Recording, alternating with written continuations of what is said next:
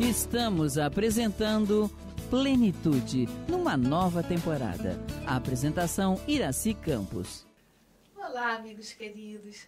Sejam bem-vindos a mais um programa Plenitude. Eu, você, Joana de Ângeles, hoje aqui vamos falar sobre um livro muito especial, o Boa Nova. Isso porque a gente está em dezembro. Em dezembro a gente sente a presença do Cristo dentro da gente. E nada melhor do que uma leitura como essa para nos conectar diretamente a Jesus.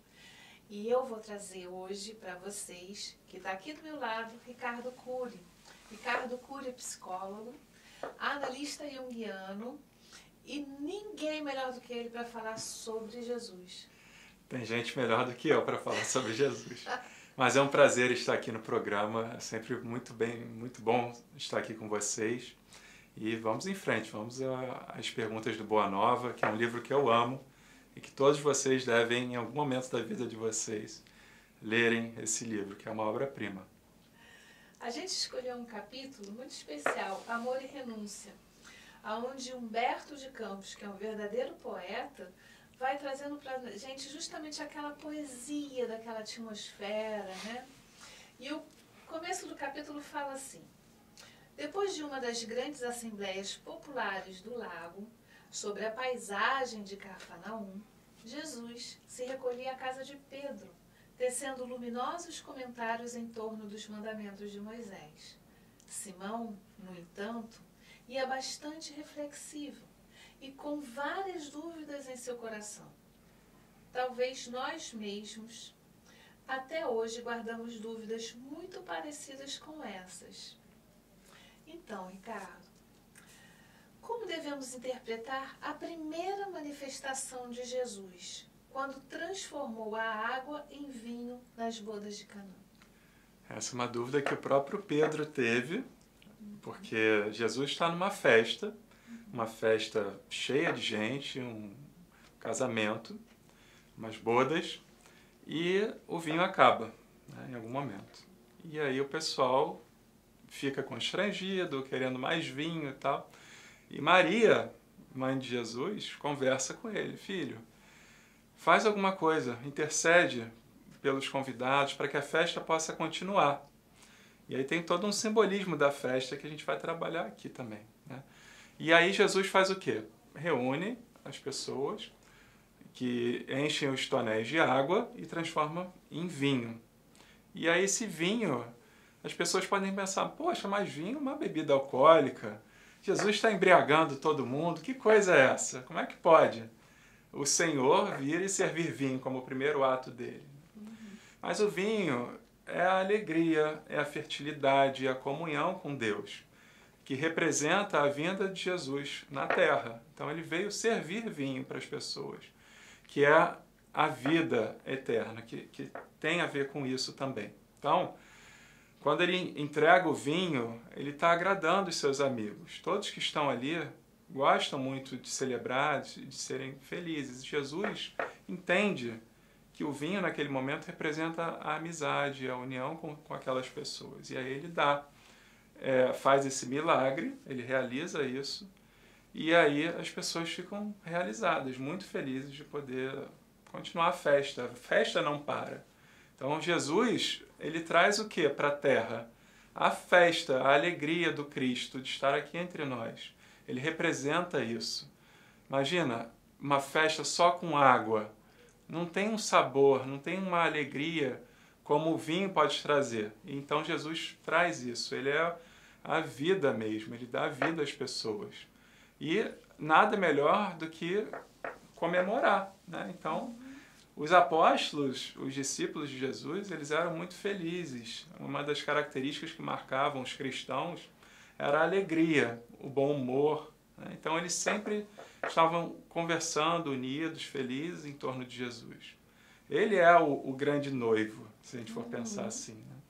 E os outros casam com o noivo, querem estar na presença do noivo. E a gente quer o quê? Esse casamento com Cristo. É como se fosse uma grande união, né? Uma grande união. É o amor do Cristo que nos une, na verdade. Interessante como justamente no Natal, para comemorar o aniversário de Cristo, vejam que o aniversário real seja em outra data, né? as pessoas se reúnem, né, para confraternizar, para trocar, né? Elas bebem, se alimentam juntas e é uma troca muito forte, né? Sim. Estarem juntas, unidas, é muito simbólico isso, né? Sem dúvida. O cristão, ele é unido. Ele quer sempre unir as pessoas, agregar pessoas, para que todos possam beber dessa mesma fonte, né? Fazendo uma linguagem do vinho. Então, Jesus é a fonte. Quem bebe dele nunca mais sente sede, nunca mais sente necessidade dos prazeres do mundo, das sensações, dos desejos que têm um fim. Quem conhece os seus ensinamentos tem a felicidade eterna. Então, esse é o nosso objetivo aqui. Quando a gente está afastado dele, apartado dele, a gente busca felicidade nos objetos, nas sensações, nas satisfações dos nossos sentidos. Mas nunca é o suficiente, sabe? Então, a Joana traz isso nas obras dela. Ela traz a representação disso como vazio existencial. E aí a gente vai atrás de coisas que não nos preenchem. Mas Jesus preenche eternamente. Quando a gente está com Ele, não faz mais sentido. As outras coisas perdem o seu valor, diminuem o seu valor. Então, muitos perguntavam, por que os seus discípulos, Jesus, não jejuam? Aí ele falou, por que eles vão jejuar se o noivo está na festa, se o noivo está presente? Quando o noivo não estiver, eles vão jejuar para representar a falta dele e lembrar dele no jejum. Porque os discípulos de João Batista jejuavam, né? Então ele falou, não, eu estou aqui, vocês não precisam disso agora. Vamos celebrar. Então a primeira representação dele no mundo foi da água para o vinho, que foi maravilhoso. Pelo que a gente está vendo, as bodas de Canaã foram realmente um símbolo da nossa união na terra em torno do Cristo. Mas será que essa união acontece toda vez que a gente entra dentro de uma festa? Toda vez que a gente está junto dos amigos? Ou acontece aquelas rusgas, aquelas questões que vão sobressaindo? Como devemos proceder quando os amigos não nos entendem? Ou quando não retribuem e pagam quase como uma ingratidão? Denise, é muito difícil a encarnação na Terra. A gente sabe que a gente lida com várias pessoas com cabeças totalmente diferentes.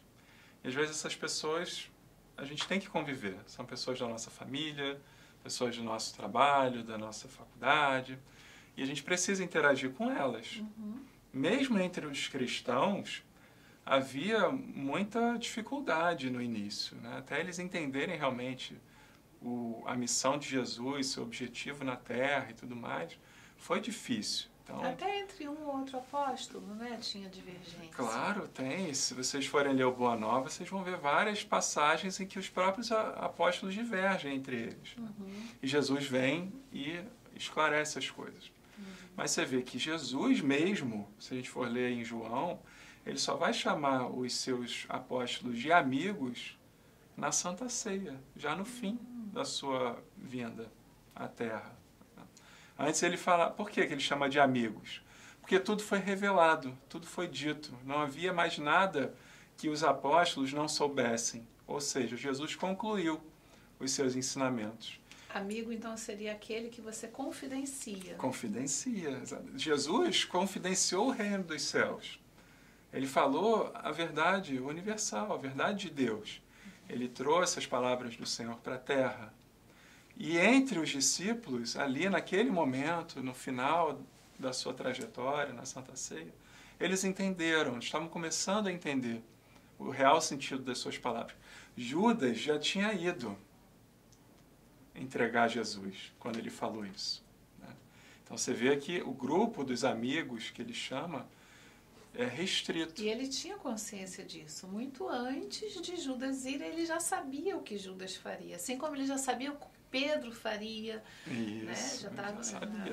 Você vê como é difícil, mesmo com toda a amizade, a devoção que Pedro tinha por Jesus, ele negou por 3 vezes a relação que ele tinha com o Senhor, com Jesus. E aí o galo cantou, ele entrou em remorso e tudo mais. Foi difícil. Então, dentro das nossas amizades, se a gente for trazer isso para a nossa vida, a gente tem vários amigos. Né? Não estou falando dos da rede social, que a gente tem milhares de amigos, mas na verdade não, nada é nada ali. Mas a gente tem uns amigos, talvez 10, 5, 3, 1 que seja. Mas mesmo que seja um, ainda assim é difícil a amizade ser totalmente verdadeira. Ou totalmente transparente nos pormenores, na intimidade. Então Jesus, ele representa a fraternidade também. O real sentido de amizade, a gente vê nele, porque ele deu a vida pelos próprios amigos, que no final é toda a humanidade. Ele foi crucificado, ele foi morto.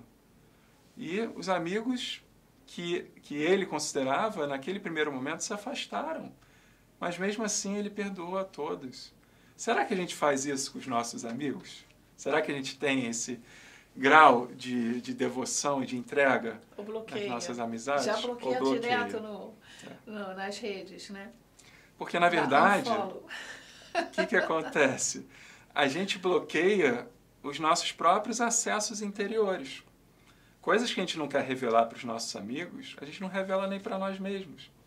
A gente tem uma sombra grande, né? E a gente tem medo de entrar nela. Então, se eu tenho medo de entrar nela, eu tenho medo que os outros possam observá-la. E são os amigos que trazem a nossa sombra, né? É neles que a gente vê a sombra. Nas relações. Nas relações. No marido, na esposa, na mãe, no pai, nos filhos. Quando a gente percebe os incômodos, as rusgas, as dificuldades, as diferenças, isso tudo está falando de nós mesmos, dos nossos reflexos interiores, que a gente não é capaz de enxergar sozinho. Então, por isso que os espíritos fazem esses arranjos familiares, esses arranjos de amizade, de relacionamento, para que a gente possa, nessas interações, né, evoluir, mostrar quem nós realmente somos, e assim a gente caminhar. Ricardo, qual é o significado simbólico da transformação do vinho em vinagre? O vinagre é a acidez, né? É o vinho que não presta mais, ele vinagrou, ele não tem mais aquele sabor. Eu penso muito quando a gente vê esse vinagre, né, nessa linguagem simbólica, trazendo até aqui para a nossa realidade do espiritismo mesmo, sabe? Às vezes a gente entra todo entusiasmado, né, alegre, feliz, querendo que todos venham na casa espírita, participem, a gente entra em trabalho voluntário e faz o que for para estar presente no seja. Né? Mas aí o tempo vai passando. As pessoas vão se conhecendo melhor, vão havendo algumas inimizades, algumas restrições, e aí entra o quê? O ego. O ego vai crescendo. Então, não, eu já não aceito aquele trabalho, porque na minha cabeça eu já tenho que estar num lugar melhor, e aí eu vou limitando as minhas atuações. Eu quero ser médium de cura do tratamento espiritual, não quero ser um médium qualquer, igual todo mundo. E aí tem a escalada espiritual do ego, né? O ego se esforçando para chegar em algum lugar, no cume da pirâmide. Mas aí que tá, aí é a nossa queda, aí é o vinagre. Entre as disputas, dentro da casa, entre as casas e por aí vai, entre as religiões, que a minha é a melhor. Eu estudei, eu falo, o outro não sabe, então eu vou ensinar. Então, percebe a acidez do vinagre? Jesus, no seu primeiro ato, ele ofertou o vinho para as pessoas. E no seu último ato, deram vinagre para ele beber na cruz. Você entende? Como que a humanidade não compreendeu naquele momento quem era o Senhor. A acidez, a maledicência de você chegar... Estava em todo mundo, né? Tá ainda não sem compreender quem realmente ele era. E é uma dificuldade você compreender que o outro possa trazer alguma coisa boa quando você ainda não trabalhou as questões boas dentro de você. Então você não consegue enxergar aquele amor, aquele bem, se você ainda não conhece ele dentro de você, né? Pelo menos vislumbrar. Então, eu acho que assim, a gente, num primeiro momento, celebrou. a vinda do Messias. Jesus arrastava multidões, ele foi recebido muito bem em Jerusalém na sua última semana, com palmas, folhas de palmas e tudo mais. Mas era raso ainda, sabe? Não tinha profundidade, não tinha vivência. Era um entusiasmo, porque Jesus falava muito bem, curava muitas pessoas, Cantava, né? expulsava demônios, né? Fazia das tripas do coração para mostrar que ele era o Messias mesmo, que as pessoas podiam confiar nele. Mas aí entra o espírito daquela época, a sombra coletiva, né? Com uma linguagem assim. Então, aqueles fariseus, aqueles doutores da lei e tal, não quiseram dar o braço a torcer, porque eles estavam imersos em um monte de tradições, de costumes que não eram de Deus, mas feitos pelos próprios homens. Como lavar as mãos, como não curar aos sábados, essas coisas assim. E Jesus fazia questão de quebrar esses paradigmas. Porque o amor é livre, não tem fronteiras, não tem barreiras, não tem impedimentos. Então as pessoas começavam a restringir Jesus dos lugares, não queriam mais a presença dele, não queriam mais que ele falasse. E deu no que deu, a história está aí para mostrar, né? Falando em sombra, diante desse simbolismo, quais são as maiores sombras que a gente carrega? Olha, Denise, existem sombras coletivas, que são sombras que estão em todas as pessoas do século XXI, por exemplo. Numa sociedade ocidental como a nossa, a gente tem costumes muito claros, assim, que são meio sombrios, sabe? Por exemplo, a nossa sociedade hoje é uma sociedade patriarcal, é uma sociedade para fora de competitividade, de busca pela perfeição nas suas ações, pelo melhor desempenho, por ser o que mais ganha, né? O que tem mais lucros, esse é o reconhecido. Né? Então, há uma busca para isso. Você forma as crianças, os adolescentes, já com essa filosofia. Não, você tem que ser bom, você tem que passar na prova, você tem que ser, né? Sua nota tem que ser boa, tem que isso, tem que aquilo, você tem que falar vários idiomas, você tem que fazer curso daquilo, especialização, pode. Então a sociedade, ela meio que empurra as pessoas para fora. A sociedade atual hoje, do século XXI, aqui no Ocidente. Qual é a negligência disso tudo? A gente não está parando para olhar para si mesmo. A gente não está tendo um movimento lunar, um movimento de inclusão, de interiorização. E aí o que acontece nisso? Quais são as doenças mentais mais presentes no mundo hoje? Ansiedade e depressão. O que a depressão ela faz? Ela nos empurra para dentro. É um inconsciente, né? É como se a gente tivesse um elástico entre a nossa consciência e o nosso inconsciente. Quanto mais eu vou no sentido da consciência, o elástico vai ficando tenso, até que uma hora ou ele arrebenta ou eu sou obrigado a voltar para dentro. Só que essa volta não é confortável. As pessoas não lidam muito bem com ela. Não é agradável. Porque a gente tem que encarar face a face as nossas sombras. Então, existem várias sombras particulares e coletivas. Eu vejo assim.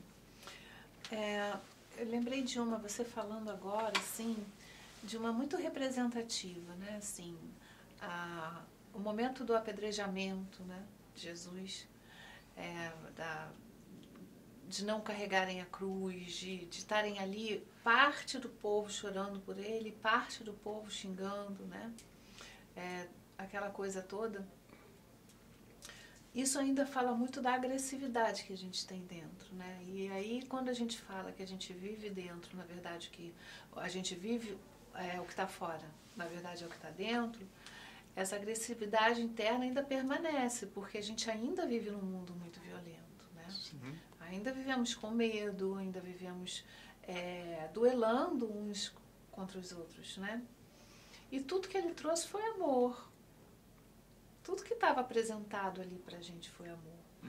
Enquanto a gente não olhar para essa sombra, né, dessa agressividade, da raiva que se torna agressiva, que se torna ainda uma necessidade de agredir o outro, fica difícil a gente se livrar dessa violência, né? Sim.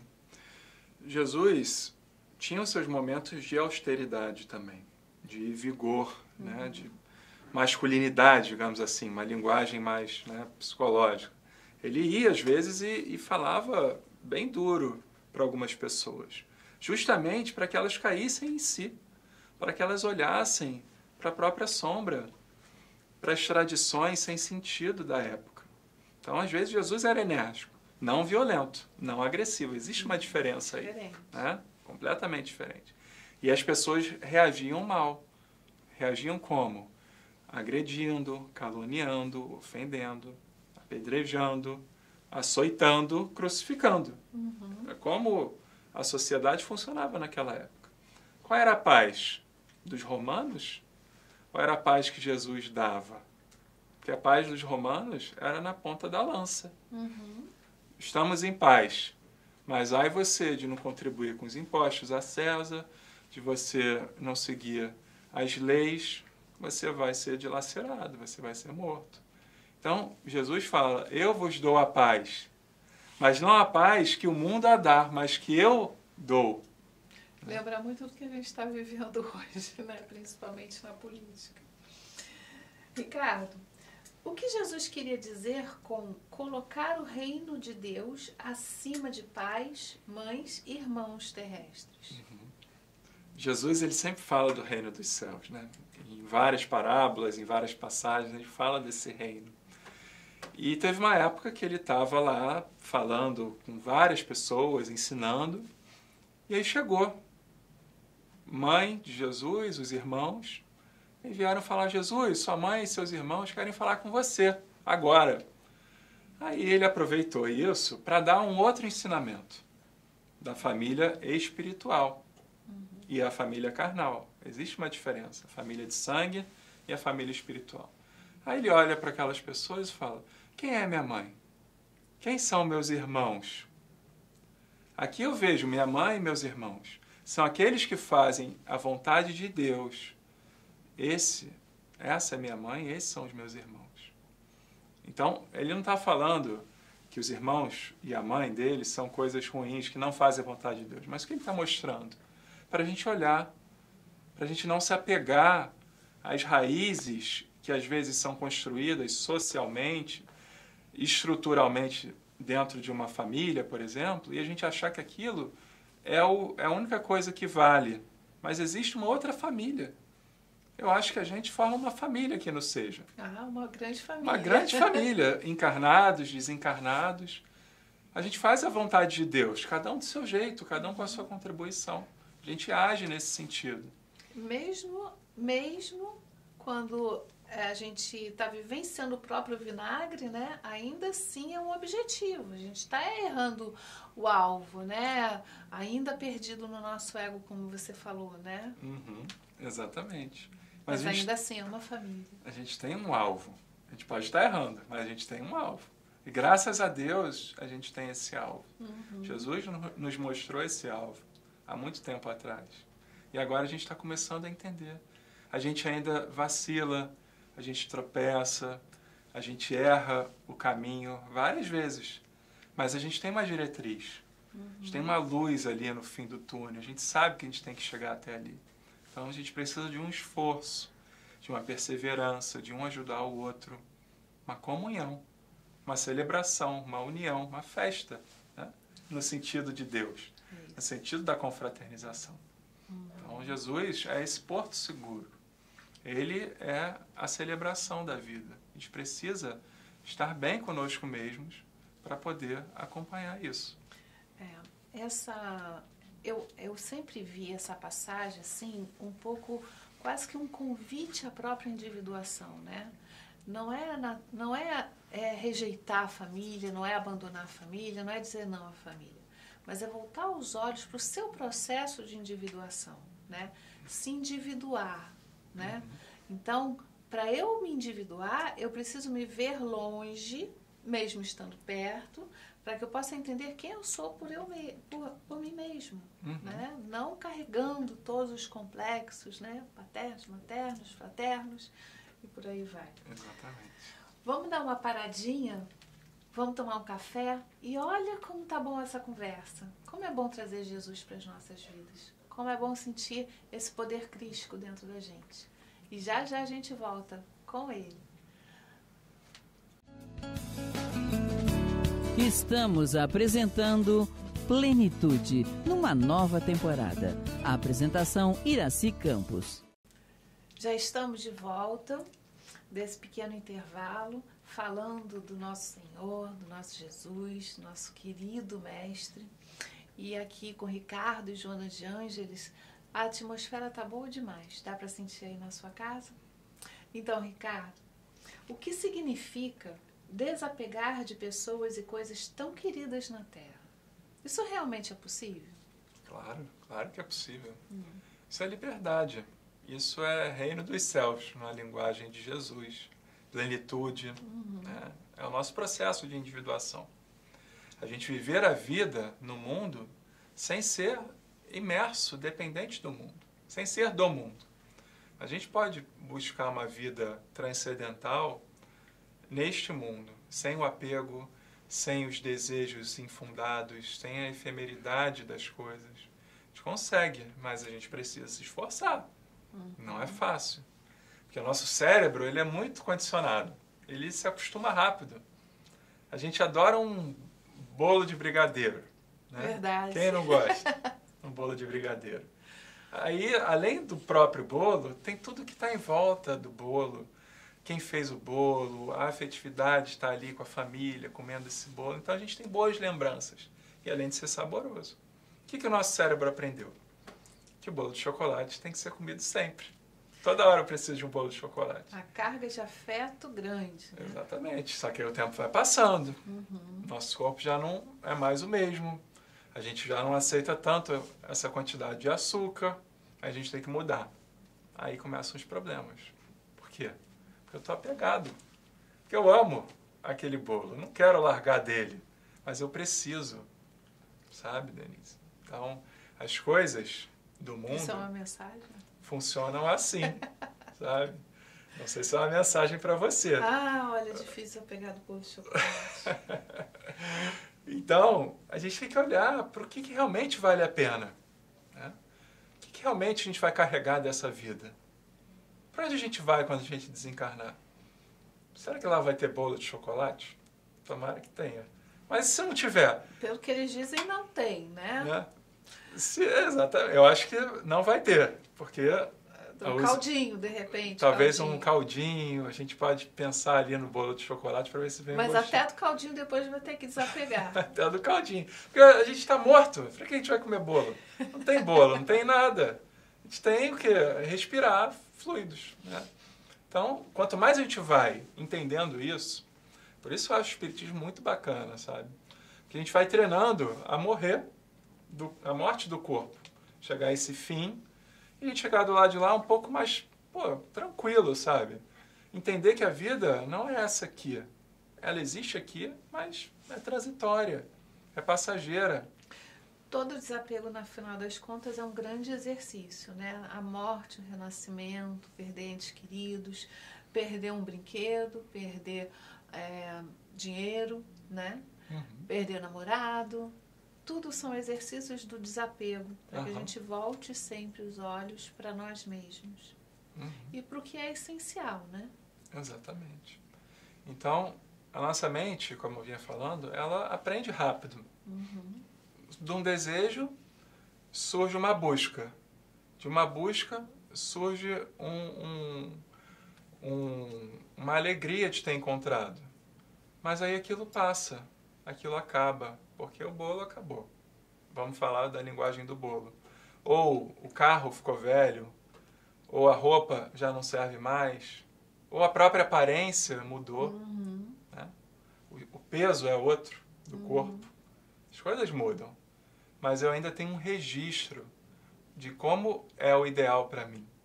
A partir do momento que eu coloco esse ideal como um objetivo de vida e vou atrás dele incondicionalmente, eu sou um buscador de mundo, um buscador de coisas. E Jesus nessa história? Ah, não preciso dele. Eu estou bem, eu estou feliz com meus objetos. O que o Senhor faz? Vai tirando, vai envelhecendo. Vem a doença, vem o cansaço, vem a fadiga. Você está no hospital, no CTI, não tem mais objetos nenhum, só você e quem? Aqueles aparelhos, os médicos, as enfermeiras, você vai recorrer ao Senhor, a Deus. Ele aparece, finalmente. Porque ele vira importante, imprescindível. Mas a gente não precisa deixar chegar a esse ponto. Por isso que a gente tem que praticar a nossa espiritualidade, a nossa religiosidade. A gente tem que estar engajado nisso. Para que mesmo na fartura, na fortuna, na boa saúde, na boa aparência, a gente lembre do Senhor e agradeça e tenha uma relação com Ele. Mesmo na bonança. Porque dias virão, não tem jeito. A gente está encarnado, a gente vai desencarnar. E aí o nosso terreno está mais pronto, sabe? A gente preparou a coisa para que esse momento seja tranquilo, essa passagem aconteça da melhor forma. Então a mensagem de Kardec é qual? Fora da caridade, não há salvação. Se eu estou apegado, eu não consigo fazer caridade. Com nada. Não há caridade no apego. A gente está... Ou então, se a gente faz a caridade, o ego aparece querendo uma recompensa disso. Não, eu fiz, mas eu quero um benefício. Eu estou acostumado a receber benefícios. Dinheiro, fama, posição, notoriedade, elogios, barganhas espirituais. Né? Então, quando eu me desapego disso tudo, eu renuncio disso tudo, como um Chico Xavier, que psicografou esse livro, Boa Nova, que é um livro maravilhoso, né? Ele era um cara desapegado, renunciado. Ah, Chico, quando você desencarnar, o que vai ser do espiritismo? O que vai acontecer? O que ele respondeu? Gente, quando morre um capim, nasce outro. Eu sou só mais um capim. E assim é a minha vida. Eu não tenho destaque em nada. Eu sou só um instrumento de Deus. Não fazia questão do protagonismo. Não fazia questão do protagonismo. É uma alma iluminada. É um exemplo para todos nós. Um exemplo para todos nós. Então, se a gente está no movimento espírita, ou iniciando, ou querendo entrar, a gente tem que ter isso registrado. O ego fica em segundo plano. É o não eu. É a renúncia. O propósito muda, né? O propósito do ego mesmo, e não do self. O propósito de estar na casa espírita, de evolução, de crescimento, de percepção, de comunhão com o Pai, né? Comunhão com tudo isso que nos oferece a casa espírita, tem um propósito muito forte em nossas existências. Se a gente coloca o nosso ego na frente, a gente perde todas as oportunidades, elas se esvaem, né? Exatamente. Ricardo, alegria tem a ver com renúncia? Claro, com certeza. As pessoas mais felizes, alegres, iluminadas que eu posso lembrar aqui agora são totalmente renunciadas. Renunciadas do quê? Qual é a renúncia? Renúncia da vida mundana e das coisas que as prendem a esse mundo. Paulo de Tarso, tem uma passagem dele, eu não lembro agora qual é a carta, mas ele fala disso. Você é livre do mundo, é renunciado do mundo, para ser um servo de Deus. Esse é o nosso trabalho aqui. O que acontece é o seguinte, as pessoas são servas do mundo, do dinheiro, da matéria, das coisas que elas acham que são importantes. Elas vivem para isso, para conquistas no mundo, circunscritas aqui no mundo. Aí elas se livram de Deus. Deus vai para um segundo plano. Eu sou livre de Deus, não quero ter relação com Ele. Eu enterro o meu talento e vou viver a minha vida, como tem a passagem na parábola dos talentos. Né? Os outros fazem o quê? Eles recebem 1, 2 ou 5 talentos, não importa quantos, a quantidade. Mas é o que a gente faz dele. Qual é o nosso uso da nossa existência, da nossa virtude, dos nossos dons? O que a gente tem que fazer com isso tudo? Entregar algo que não é nosso, é dele, é do Senhor. Multiplicando os talentos. Então, esse é o nosso objetivo na Terra. Nós, cristãos, espíritas, a gente tem que fazer isso. É um dever nosso. E isso é uma alegria. É uma alegria, claro. É verdade. O que é ser um verdadeiro servo do Senhor? Verdadeiro servo do Senhor, veio a imagem aqui de Madre Teresa de Calcutá. Né? Para mim, uma serva do Senhor incondicional. Como São Francisco de Assis, uma Clara de Assis. São pessoas que abrem mão das suas próprias impulsos, vontades pessoais, mas se colocam a serviço de Deus. É uma questão de você falar assim, Senhor, que seja feita a sua vontade e não a minha. Eu não sei o que eu quero. Eu sou meio tapado, sou meio cego. Eu preciso de você para viver, para fazer minhas melhores escolhas. Então me ajuda, sabe? A gente tem que ter uma sinceridade nas nossas orações. Falar, cara, sem ti, eu nada sou. Não dá para mim. Então me orienta. E aí os espíritos estão prontamente disponíveis para isso. Eles nos ajudam muito, sabe? Então eu acho que servir a Deus é servir a nossa própria humanidade, sabe? A nossa própria natureza. Nós somos filhos dele. Há uma relação muito maior. Ele nos deu uma outra oportunidade de estar aqui encarnado, interagindo novamente nesse mundo, aprendendo, tendo novas experiências. Então, essa é a chave para a felicidade. É a chave para o nosso sucesso.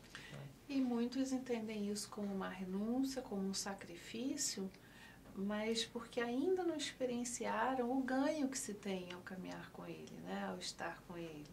Porque servir, tem essa palavra, ela às vezes é mal entendida, né? É como se você ali só colocasse um suor, como se você só colocasse as coisas chatas, vamos dizer assim, né? E no final das contas é justamente ao contrário. É onde você recebe mais, é onde você experimenta o que há de melhor, de mais puro, daquilo que ele te eleva a mente e que eleva o teu estado de espírito a uma plenitude, como diria Joana de Ângeles, né? Exatamente. Então, quanto mais a gente trabalha nesse plano, ou em desdobramento, no plano espiritual, ou quando a gente desencarnar, se a gente se dedica ao trabalho do Senhor, ao trabalho de Deus, que não é nosso, é dele, a gente só contribui com o que a gente pode, mas a gente amplia a nossa condição espiritual, nossa relação com ele, mais a gente se aproxima. É a jornada do herói. Né? É o ego que vai na direção do self. Então, a gente não está mais olhando para baixo, a gente está olhando para cima. A gente está olhando o que é importante, o que é real. E a gente segue nesse caminho. Você poderia falar para a gente um pouco sobre a família universal? Sim. A família universal é essa família espiritual. É a família que só cresce. Né? Quando a gente realmente ama, a pessoa vira da nossa família. A gente agrega pessoas. Se a gente for estudar as obras de André Luiz, a gente vai ver que no início ele trabalhava com pouquinha gente. Ele ainda estava no início ali dos aprendizados, da sua jornada e tal. Mas às vezes vinham espíritos de cima, de outras esferas e tal, e isso fazia uma comunicação com o André e com toda a galera que estava ali. E ainda tinha outros lugares, outras regiões mais elevadas ainda, que se comunicavam com outros espíritos mais evoluídos e tal. Então, quanto mais a gente ascensiona, mais aumenta a nossa rede, mais aumenta a nossa família, mais a gente cresce, mais a gente se torna responsável. Porque o real sentido da família é servir um ao outro. Eu sirvo a minha esposa serve a minha filha, e minha filha serve ao meu cachorro. A gente está sempre trocando. Sempre interligados. Sempre interligados. E a família espiritual é isso. Eu olho para um amigo meu, eu vejo que ele está em sofrimento, que ele está com dificuldade. Eu vou onde for, eu vou conversar com ele, eu vou me aproximar, eu vou querer entender, eu vou ajudar no que eu puder. Ah, mas ele não é da minha família de sangue. Não importa. Isso perde valor nesses momentos, sabe? Porque aquela alma é meu irmão. Nós somos folhas da mesma árvore. Né? Tudo é o corpo do Cristo, se a gente for pensar assim. Não há separações. Não há. Então a família ela cresce, porque ela vai se reconhecendo, ela vai se identificando um com os outros. Nós vamos nos identificando um com os outros. Essa família só vai crescendo. Eu acho que a vida fica muito mais interessante quando a gente olha desse jeito. É verdade. Ricardo, as traições e acusações que Jesus sofreu falam sobre a nossa postura diante dos nossos irmãos ou sobre nós mesmos? Eu acho que das duas coisas. Fala muito sobre nós mesmos também, né? Porque às vezes a gente aponta para o outro. Não, o outro que trai, é o outro que rouba, que mente. É sempre o outro. É o governo, é a economia, é a religião, é o não sei quem, é o vizinho. Todo mundo é problemático, mas a gente não. A gente é a vítima. Né? A gente só sofre. Mas não é bem assim. Quanto mais a gente olha para essas questões que aparecem, que são reveladas no outro, que às vezes realmente acontecem no outro, se aquilo realmente nos aturde, nos faz mal, nos tira do sério, é porque tem um pedacinho daquilo ali que nos representa, que a gente não vê, é um ponto cego. Mas está aqui, está perto de mim, mas eu não consigo ver. A partir do momento que eu vou trabalhar isso em terapia, em análises, em conversas, em introspecções, em imaginação ativa, eu começo a perceber essas coisas acontecendo dentro e não fora. Porque não existe. Se a gente for olhar transcendentalmente, o que é fora e o que é dentro? O que acontece dentro de mim, da minha mente, que não pode acontecer fora também? Ou vice-versa? Será que o mundo lá fora não é um reflexo da minha condição mental, da minha realidade? É um reflexo. E aí, por isso que eu vou te fazer uma outra pergunta agora. Qual o valor simbólico de carregar uma coroa de espinhos? Olha, Jesus, ele se dizia rei. Rei. Só que o reino dele não era desse mundo. Não é deste mundo. Pilatos perguntou, tu és rei? E ele falou, meu reino não é deste mundo. Então você tem um reinado. Ele falou, sim, ele tem um reinado. Só que Jesus foi considerado como o rei dos judeus, naquela trama toda ali, né? E aí, ironicamente, perversamente, construíram uma coroa de espinhos para Jesus, né? Que representam as chagas da própria humanidade, coroando, né?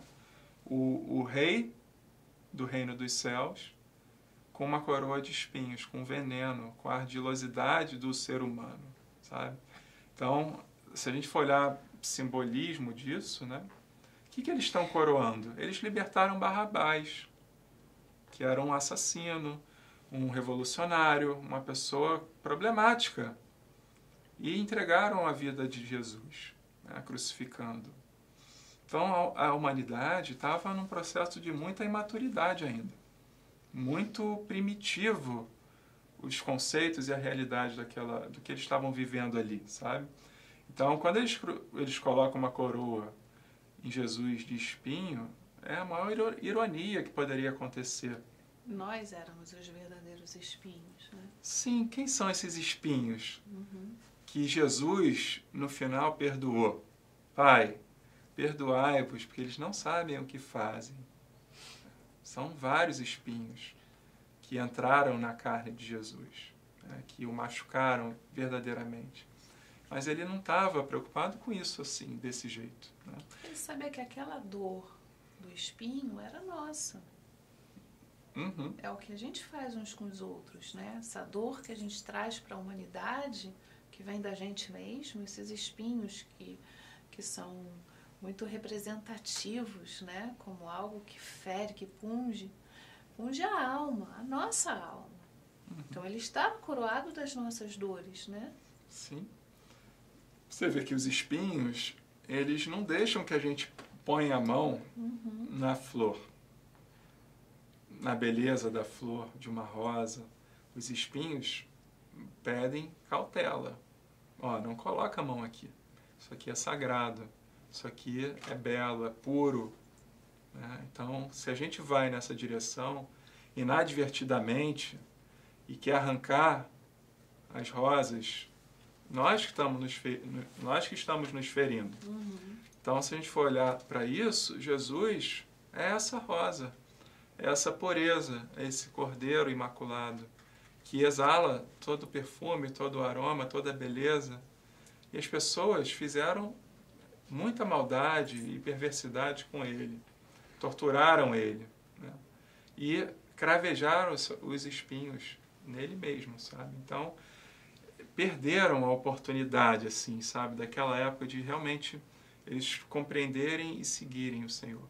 Mas nada acontece por acaso, né? Então, o símbolo da cruz e o símbolo da coroa de espinhos é justamente a vitória do Cristo. Mostra que ele foi bem sucedido na sua vinda, né? Porque esses símbolos permanecem até hoje. E até hoje, quando a gente lembra de Jesus, a gente imagina a cruz, a gente imagina a coroa de espinhos. Então ficou uma boa imagem, né, quando a gente lembra do Senhor, da renúncia que ele teve, do sacrifício que ele fez por nós, a dor que ele sentiu. Isso nos toca. E falando de cruz, e a nossa cruz? Por que ainda achamos que não daremos conta de carregar aquilo que nos pertence? Muito boa. Por que a gente não consegue carregar a nossa cruz? Né? A gente não quer passar pelo Calvário que Jesus passou. Né? Jesus falou, se você quer me seguir, vai, renuncie a tudo, pegue a sua cruz e me siga. Quantos realmente que fazem isso? A gente teve um jovem rico que teve essa oportunidade. Jesus o convidou para o seu ministério, para ser um de seus apóstolos. Falou, vai, vende tudo o que tens, dê aos pobres e venha e me segue, me segue. Ele falou isso para pouquíssimas pessoas. Muitos o seguiram, os apóstolos que a gente conhece. Mas o jovem rico não. E qual é a representação desse jovem rico na vida de hoje? Somos nós, com a nossa avareza, com o nosso orgulho, com a nossa vaidade, Com o nosso apego. com o nosso apego, com os nossos desejos que estão na frente do reino dos céus. Né? Então a gente se prende a isso. E aí carregar a cruz fica uma coisa muito pesada. Ah, não, vamos protelar mais um pouquinho, né? Vamos deixar para outra encarnação. Desculpas é o que a gente mais escuta aí. Mas em algum momento esse trabalho tem que ser feito. A gente vai precisar carregar essa cruz, sabe? E saber que ela, no final, é leve, não é pesada. Porque Jesus vai estar conosco, ele sempre vai estar carregando a cruz do nosso lado. Ele não vai deixar a gente sozinho nas amarguras da vida, no sofrimento. Ele sempre nos resgata. Porque nenhuma ovelha vai se perder do reino dos céus. É verdade. Para terminar, Ricardo, o que é o verdadeiro amor pelo reino de Deus? O verdadeiro amor pelo reino de Deus é a alegria de viver a vida como ela é, na sua realidade. É a alegria de ser um ser humano, de viver em comunhão com o outro, de estar em serviço numa sociedade, numa comunidade. Isso não tem preço, porque quem age dessa forma não é o ego, não é a jornada do ego somente. É o self que aparece e toma a cena, que trabalha em nós. Como Paulo dizia que o Cristo que vivia nele, já não era ele que vivia. Esse ele que ele fala é esse homem egóico, né? E ele se afastou para o Cristo tomar e permanecer. Esse é o amor incondicional que a gente pode sentir na terra. Esse é o amor que nos leva ao reino de Deus, ao reino dos céus.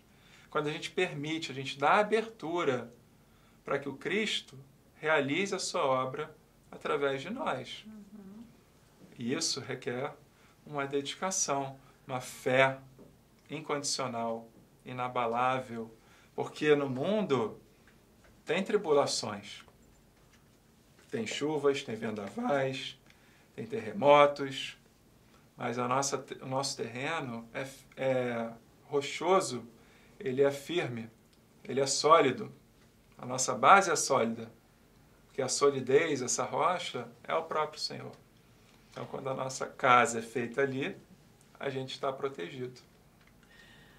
Que todos os caminhos nos levem a Ele, que é a nossa vida, a nossa verdade. Quando a gente olha para o Cristo, tem um pouco de nós ali. E toda vez que a gente sente Ele aqui dentro, a gente está fazendo jus àquilo que nos foi ensinado. Não simplesmente pelo fato de aprendermos isso, simplesmente porque essa é a melhor coisa que a gente pode fazer por nós mesmos. Esse é o verdadeiro amor, que começa aqui em nós, depois para o próximo e a Deus. Espero que tenham gostado. Eu adorei. Eu também. É muito bom sempre estar com Jesus, com Joana de Ângeles e, claro, com vocês. Obrigada, Ricardo. Obrigado, Denise. Foi ótimo. Foi muito bom. Agradecemos a todos. Um beijo no coração. Acabamos de apresentar Plenitude. Produção Seja Barra. A apresentação Iraci Campos.